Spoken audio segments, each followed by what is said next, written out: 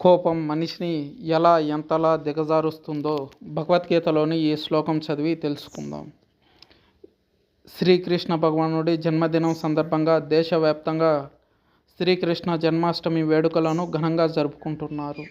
తమ చిన్నారులకు శ్రీకృష్ణుడి వేషధారణలో అలంకరించి తల్లులు మురిసిపోతూ ఉంటారు.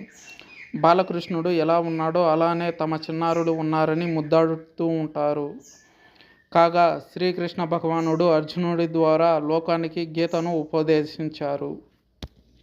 సుమారు 5,000 సంవత్సరాల క్రితం కురుక్షేత్ర యుద్ధభూమిలో శ్రీకృష్ణుడు బోధించిన గీత ప్రస్తుత ప్రపంచవ్యాప్తంగా విస్తరిస్తుంది అనడంలో అతిశయోక్తి లేదు.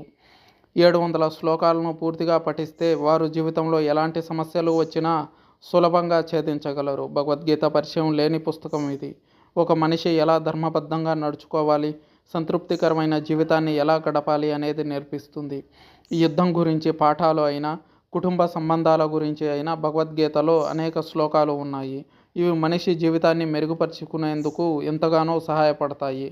జీవితం నిరుత్సాహంగా అనిపించినప్పుడు, ప్రతికూలతలను అధిగమించలేని పరిస్థితులు ఎదురైనప్పుడు కోపాన్ని కంట్రోల్ చేసుకోవడానికి భగవద్గీతలోని కొన్ని శ్లోకాలు మీకు ఉపయోగపడతాయి.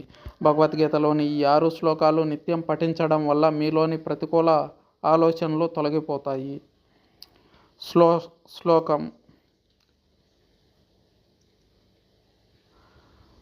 దుఃఖేష్వను ద్విగ్నామ